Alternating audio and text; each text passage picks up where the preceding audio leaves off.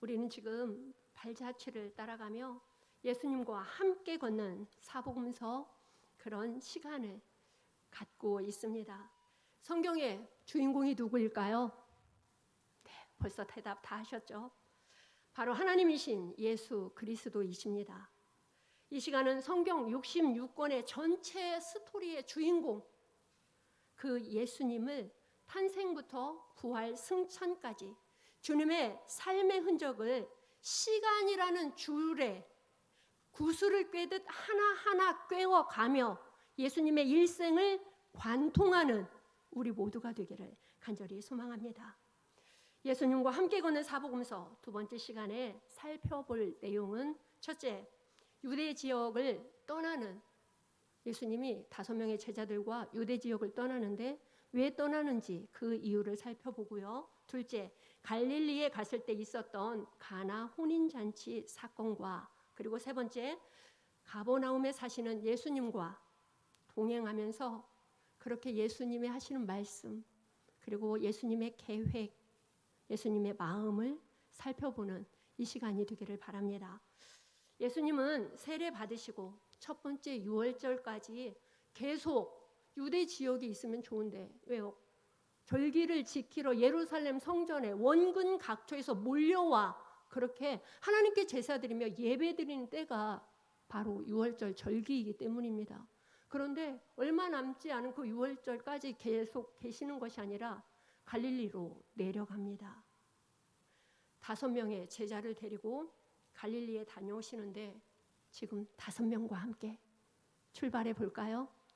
네, 그러면 좋겠습니다. 오늘 본문 12절을 보면 한번 함께 읽어볼게요. 시작. 예수께서 요한이 잡혔음을 들으시고 갈릴리로 물러가셨다가 아멘. 첫 번째 살펴볼 것은 예수님이 유대 지역을 떠나는 이유입니다. 표면적으로 보면 지금 12절에 예수님이 떠나는 이유가 누가요? 요한이, 사도 요한이 아닙니다. 세례 요한입니다. 요단강에서 예수님에게 세례를 주었던 그 세례 요한이 잡혔다는 소식을 들으시고 지금 유대 지역을 떠나 갈릴리로 가는 것입니다. 세례 요한을 잡아간 사람은 누구일까요? 아마 많은 설교를 들어서 알고 계실 겁니다. 바로 헤롯 안디바입니다. 헤롯 안티파스라고도 하죠.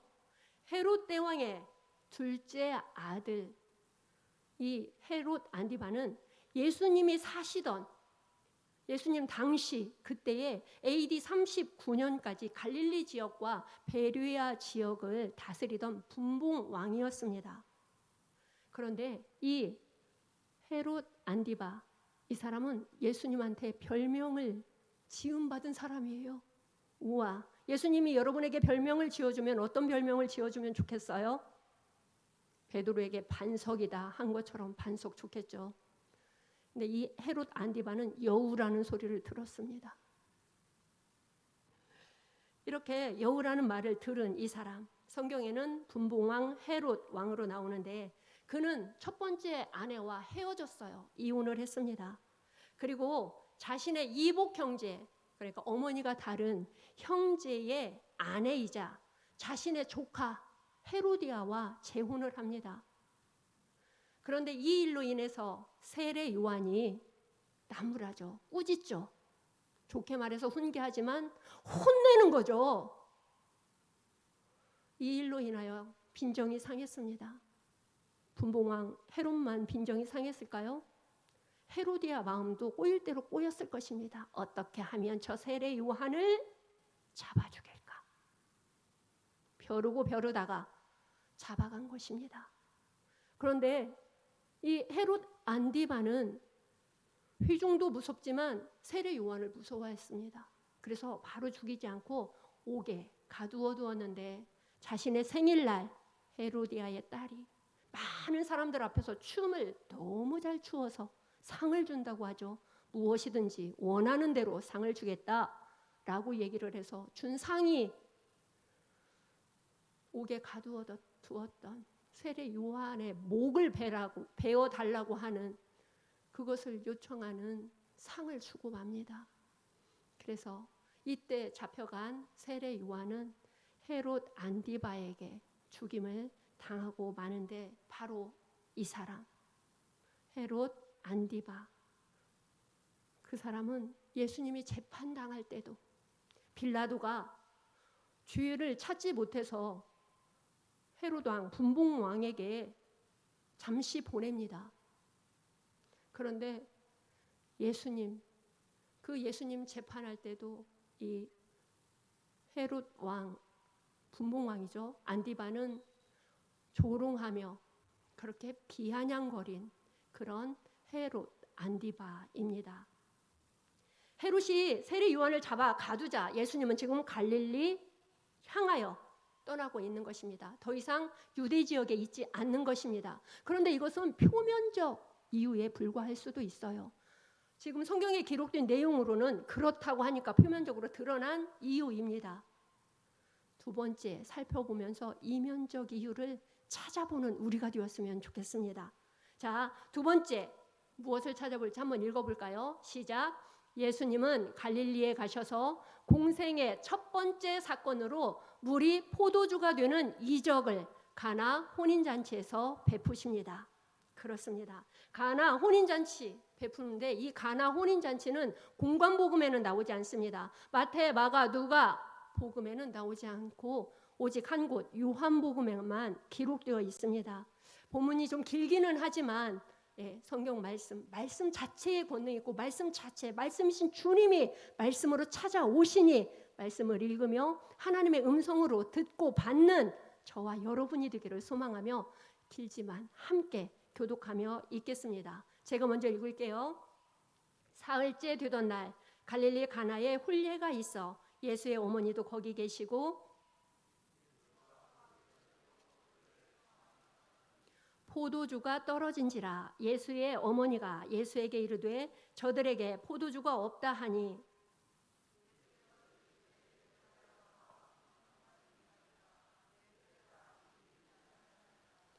그의 어머니가 하인들에게 이르되 너희에게 무슨 말씀을 하시든지 그대로 하라 하니라.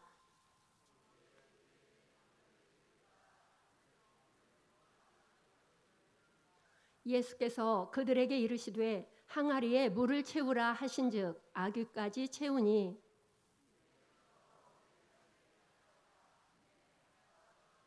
연회장은 물로 된 포도주를 맛보고도 어디서 났는지 알지 못하되 물 떠온 하인들은 알더라. 연회장이 신랑을 불러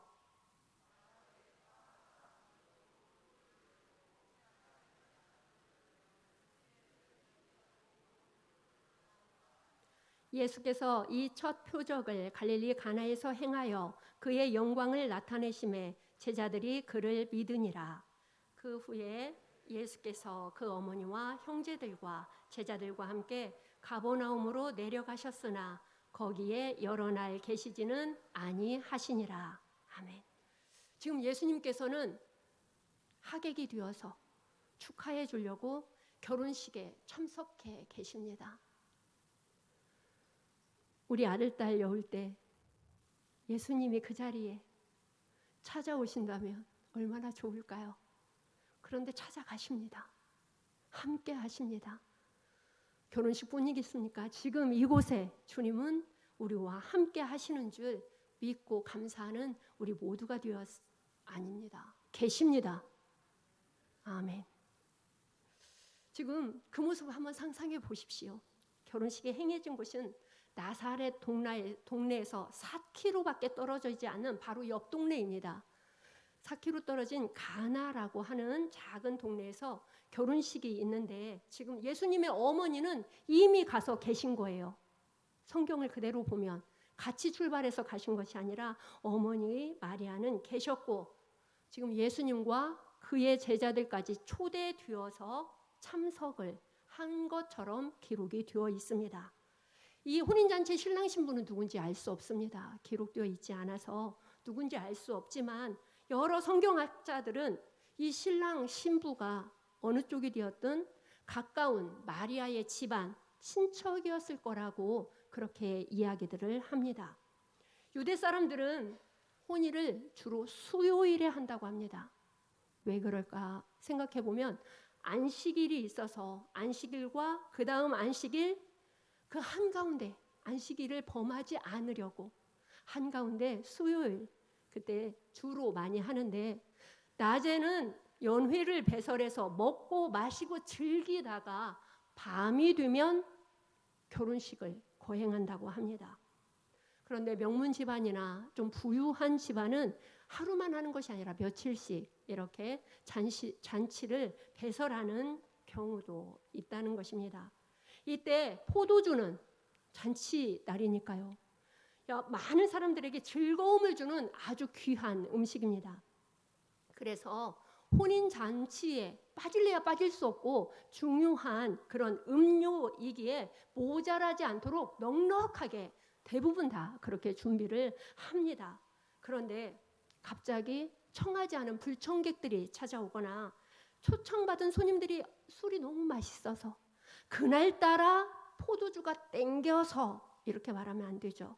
그럼에도 불구하고 오후 찬양 예배 시간인지라 포도주가 땡겨서 많이 마시게 되면 술이 모자라서 떨어지는 그런 흔치 않은 현상이 발생이 되는데 이렇게 되면 잔치를 배설한 주인이 아주 어려운 상황에 처한다고 합니다. 왜냐하면 사람들한테 낙인을 찍히는데 손님 대접을 제대로 하지 못했다는 낙인이 찍히기 때문입니다. 그런데 지금 이 가나 혼인잔치에서 이런 불상사가 생긴 것입니다. 손님들은 포도주를 찾고 있는데 결혼식은 저녁 시간에 거행되기 때문에 그때까지 기다려야 하는 시간도 있는데 포도주가 떨어진 것입니다. 이때 이것을 알게 된 마리아가 예수님께 가서 포도주가 떨어진 사실을 말하면서 해결해 달라고 요청을 하는 거죠. 마리아가 왜 그랬는지 저는 모릅니다. 여러분은 아시나요? 기록되지 않아서 왜 그랬는지는 알 수 없습니다. 의아한 마음마저 듭니다. 왜? 그때까지 예수님이 어떤 기적을 행했거나 표적을 나타낸 일이 없기 때문입니다. 그러나 어떤 일이든 첫 시작이 되는 계기가 있습니다. 마리아는 성령으로 잉태된 예수님이 온 인류를 구원할 그런 하나님의 아들이심을 믿었습니다. 탄생부터 성장하면서 지금까지 보여주신 그 하나님의 여러 가지 증거들을 믿었기 때문에 예수님께 가서 지금 상황을 이야기한 것입니다. 이 믿음을 가지고 예수님에게 찾아가 자초지종 조근조근 살살 다른 사람 듣지 않도록 왜요? 알려지면 곤란하니까요. 그렇게 얘기했는데 예수님은 무엇이라고 이야기합니까? 정색을 하면서 여자여 자기 엄마한테 여자여 하는 호칭을 쓰면서 단호하게 거절을 하는 것입니다. 거절감. 이 거절감을 느껴본 사람은 그 거절감이 얼마나 큰지 알 것입니다. 그것도 자녀에게 거절을 당하면 기대하고 믿음으로 가서 이야기를 했는데 여자여 눈 하나 깜빡거리지 않고 단호하게 거절하는 그 예수님. 4절 말씀에서 예수님이 이르시되 여자여 나와 무슨 상관이 있나이까 내 때가 아직 이르지 아니하였나이다 라면서 이야기합니다. 성경학자들 여자여 하는 이것 때문에 의아해서 굉장히 많이 찾고 연구한 자료들이 있습니다. 그 성경학자들의 자료에 의하면 당시에 남자가 여자를 보고 여자여 하는 건 흔히 있었던 일이라고 합니다. 우리가 생각하는 것처럼 이상한 일이 아니라는 것입니다. 오히려 여성을 존경하는 의미로 부르는 점잖은 호칭이었다라고까지 이야기를 합니다. 그런데 여러분, 이 점잖은 호칭을 아들이 엄마에게 쓴 경우는 한 번도 없었다는 것입니다. 어떠한 문헌에도 아들이 엄마한테 여자여라고 부른 호칭은 없었고 어떠한 관습도 아들이 엄마에게 점잖은 호칭으로 여자여라고 부른 그런 관례는 없었다고 전하고 있습니다.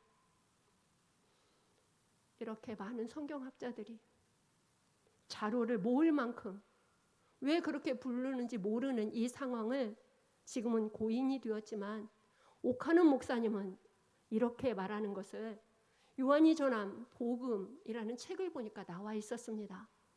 여러분에게 읽어드리겠습니다. 예수님께서 마리아를 어머니로 모시고 한 집안에서 살던 사생활을 끝냈다고 볼 수 있다. 이 말로 지금까지는 혈연으로 맺어진 엄마와 아들이었는데 여자여 부르는 이 시간 혈연으로 맺혀진 엄마와 아들의 관계가 끝났다고 볼 수 있다고 오카는 목사님은 전하고 있습니다. 이제는 마리아의 아들로서가 아니라 하나님의 아들로서 온 세상의 주를 짊어질 하나님의 어린 양이라는 것입니다. 그렇게 공생애를 시작하는 마당인지라 예수님의 유상이 이전과는 전혀 다른 그 분수령의 또 다른 삶을 살아가는 출발점에 서 계셨다고 전언하고 있습니다. 그렇습니다. 예수님은 지금 가나 혼인잔치에서 물이 변하여 포도주가 되는 표적을 통해 이 표적이 표적으로 그치는 것이 아니라 많은 하객들에게 먹고 마시고 즐길 수 있는 음료, 포도주를 대접하는 것으로 그치는 것이 아니라 어머니 마리아와 그리고 집안 식구들 다 모여 있잖아요. 그 집안 식구들과 그리고 나사렛에서 얼마 떨어지지 않은 4km밖에 떨어지지 않은 그 지역 주민들, 예수님이 누구인지 다 아는 그 지역 주민들에게 지금 예수님의 위상을 보여주고 있는 것입니다. 예수님의 첫 표적, 이렇게 물이 변하여 포도주가 되는 표적을 통하여 한 사람, 마리아의 아들이 아니라 하나님의 아들로 인류를 구원할 구세주로서의 자신의 위상이 공표된 것입니다. 이것이 유대를 떠나 갈릴리로 온 이면적 이유가 아닐까 싶습니다. 드러나지 않은 공생애를 출발하면서 이스라엘 온 사람들에게 알려지기 전에 먼저 자기가 살았던 그 고향 그리고 혈연으로 맺혀진 어머니, 형제들, 집안 친척들, 지역 주민들에게 먼저 하나님의 아들 됨을 보여주고 나타낸 그 예수님이 되신 것입니다. 그러면서도 예수님은 내 때가 아직 되지 않았다고 말을 합니다. 사람들 앞에서 표적과 기사를 아직 행할 때가 되지 않았다는 것입니다. 그런데 어떻게 하셨습니까? 아이러니하게도 내 때가 되지 않았다고 하면서 물을 떠다가 항아리에 부어라. 그리고 떠다가 하객들에게 나누어 주어라. 라고 이야기하잖아요. 물이 포도주가 되는 표적을 행하셨습니다. 사실은 예수님은 말과 행동이 다른 사람일까요? 그렇게 표리부동한 사람으로 보여지려고 그러셨을까요? 예수님이 내 때가 아직 되지 않았다라는 표현을 다른 곳에서도 그렇게 말씀하신 때가 있었습니다. 요한복음 7장 1절에서 5절을 보면 예수님의 형제들이 젖동생들, 마리아로 인해서 태어난 동생들, 친동생들을 이야기합니다. 이 형제들이 예수님을 믿지 않고 예수님을 빈정대며 당신이 진짜 이 세상을 구원할 하나님이 보내신 메시아라고 한다면 왜 예루살렘에 가지 않습니까? 왜 이 작은 동네 나사렛, 이 작은 동네 갈릴리에 있습니까? 이스라엘의 중심, 성전이 있는 그곳 예루살렘에 올라가서 많은 사람들에게 나타내십시오 라고 빈정거립니다.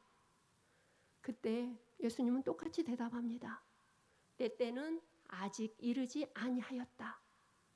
7장 6절에서 똑같이 이야기합니다. 그리고 형제들은 다 올라가는데 예수님은 정말 올라가지 않습니다. 그러나 형제들이 올라간 후 며칠 지나서 예수님께서는 말한 것과는 달리 다시 예수님도 예루살렘에 올라가는 것을 우리는 성경을 통해 확인할 수 있습니다. 이를 통해서 생각해 보았으면 좋겠습니다. 예수님이 왜 그랬을까? 생각하면서 예수님, 내 때가 되지 않았다고 하는 그 의미는 무엇일까? 그것은 예수님의 시간표는 성부 하나님의 시간표와 맞물려 있다고 말을 합니다. 톱니바퀴가 서로 맞물려서 돌아가듯 하나님의 뜻이, 하나님의 말씀이, 하나님께서 행하실 일이 행해져야 할 때, 이루어져야 할 때, 그때가 바로 예수님의 때라는 것입니다. 예수님이 하나님, 성부 하나님을 말씀하기 전에는 내 때가 아직 이르지 아니하였다라고 말씀하시는 예수님. 하나님께서 명령하시면 다른 사람들이 무엇을 또는 말려도 그 말에 듣지 않고 하나님의 말씀을 이루기 위하여 뚜벅뚜벅 걸어가신 예수님. 예수님은 언제라도 하나님의 허락과 허락하지 않음에 그렇게 살아가셨던 예수님의 시간표였던 것입니다. 여러분의 시간표는 어떻습니까? 하나님의 시간표에 맞춰져 있나요?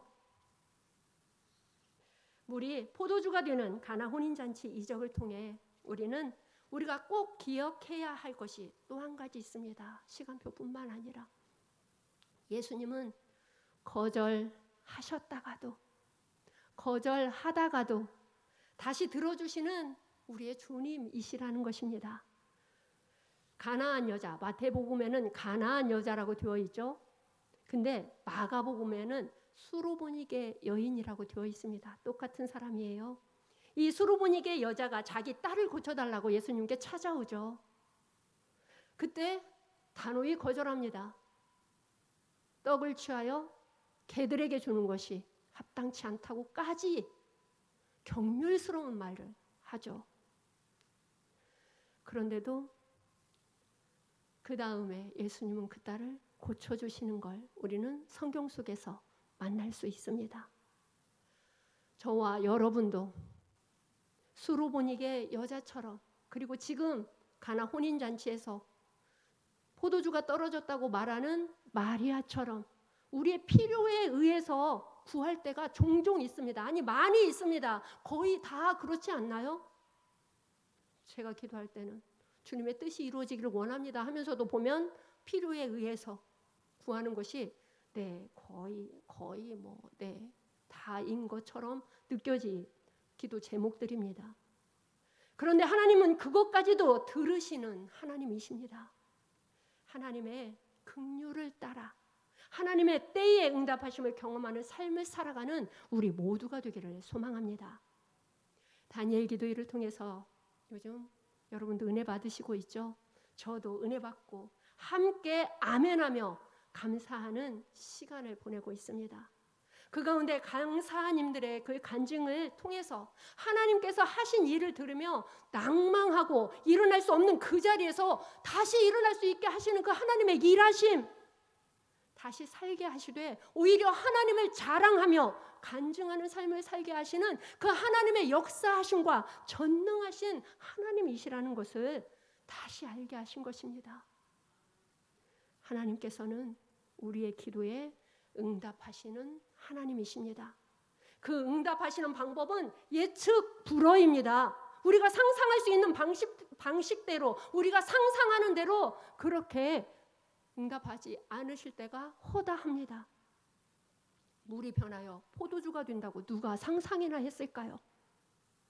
하나님은 기도에 응답하기 위하여 모든 것을 동원하시고 그 뜻을 이루실 수 있는 전능하신, 무엇보다 우리를 사랑하시는 하나님이십니다.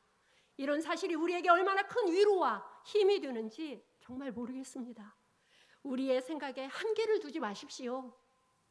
하나님의 방법은 사람의 생각에 제한 두지 않습니다. 제한 받지도 않습니다. 가나 혼인잔치처럼 허락된 구원의 기쁨을 누리며 우리 포도주로 변하듯 날마다 더 좋은 은혜로 채우시고 변화시키시는 하나님이심을 믿고 그 믿음의 용기로 모두 나아가는 우리가 되기를 소망합니다. 세 번째, 잠깐 살펴볼 것은 가버나움에 가시는 예수님과 동행하며 그 마음을 한번 살펴보겠습니다. 예수님은 가나에서 첫 제자들과 지금 가나 혼인잔치 그 자리에서 물이 포도주가 변하는 표적, 이적을 행하시고 그 다음에 나사렛, 자기가 자라온 집으로 가지 않습니다. 가나에서 나사렛까지는 4km밖에 되지 않는다고 했습니다.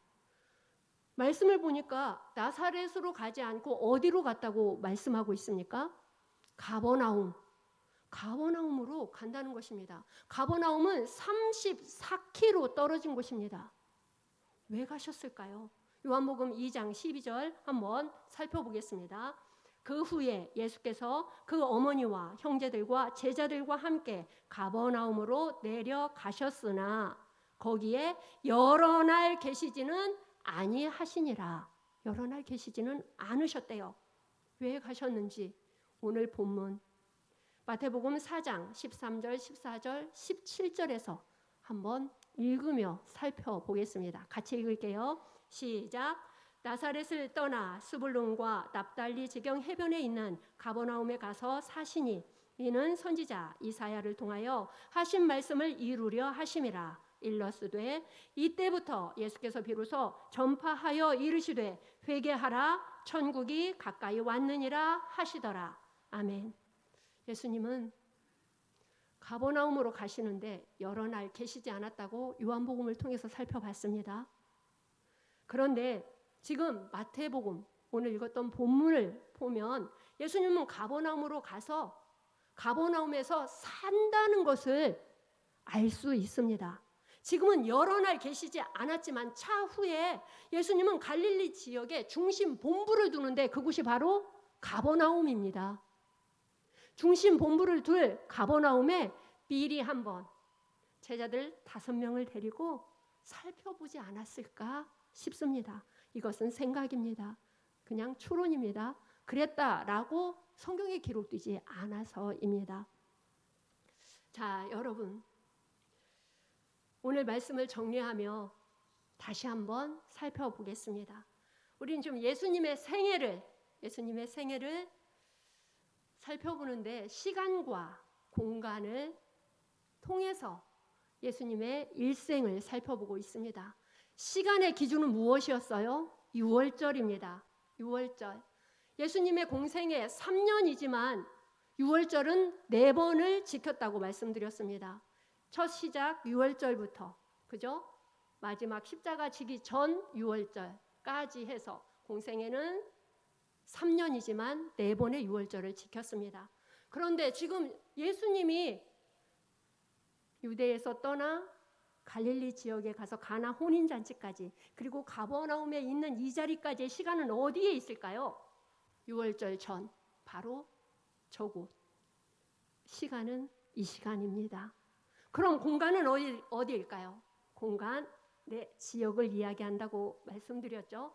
공간, 이스라엘 지도를 보면서 그것도 예수님 당시에 팔레스타인 지도를 보면서 한번 보겠습니다. 예루살렘 중심지인 유대에 있었습니다. 그런데 5명의 제자를 데리고 어디로 가나요? 갈릴리 지역으로 갑니다. 갈 때 어떻게 가는지 여러분 아시죠? 어떻게 가요? 사마리아를 거치지 않으려고 요단강 쪽으로 해서 지금 갈릴리로 5명의 제자를 데리고 간 것입니다. 나사렛에 딱 도착을 했더니 가나 혼인잔치 있다고 초대를 해서 5명과 가나 혼인잔치에 참석을 했었습니다. 자, 갈릴리 지역을 좀 확대해서 볼까요? 예, 여기가 바로 갈릴리 지역입니다. 가나가 어디 있는지 보이죠? 나사렛이고요. 줄쳐져 있는데 가나, 4km 지점 떨어져 있는 가나입니다. 지도상에는 가나와 가버나움이 가깝게 보이지만 실제적인 거리는 34km. 여기서 약 오산까지의 거리더라고요. 검색을 열심히 해봤습니다. 어디쯤이면 34km쯤 될까? 여기서 잠실까지는 좀 안 되고 여기서 서울역까지는 조금 멀고 한 4km 정도 더 되더라고요. 서울역이 그 정도 거리라고 생각을 하면 좋겠습니다. 가나에서 가나 혼인잔치 한 후에 어디로 갑니까? 그 다음 가버나움으로 가서 둘러보고 있는 예수님과 동행하는 이 시간이었습니다. 여러분, 주님과 동행하셨나요? 주님 만나셨나요? 이미 주님과 동행하며 여기까지 온 걸로 믿고 감사하며 다음 시간에는 첫 번째 유월절을 지키러 예루살렘으로 올라가서 또 어떤 일들이 있었는지 예수님과 함께하며 사복음서를 걷는 그런 시간을 갖겠습니다. 기도하겠습니다. 주님, 이 시간 주님과 함께 걷는 사복음서 두 번째 시간을 통하여 예수님이 유대를 떠나 갈릴리로 가는 이유와 갈릴리 가나 혼인잔치에서 물이 포도주로 변하는 기적을 통하여 말씀하시는 주님의 음성을 들었습니다.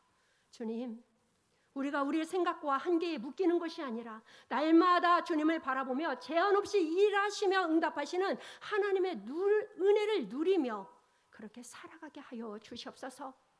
그리하여 구원의 기쁨을 노래하며 채우시고 변화시키는 주님을 자랑하며 찬양하는 삶을 살아가는 우리 모두가 되게 하여 주시옵소서. 감사하며 예수님 이름으로 기도합니다. 아멘.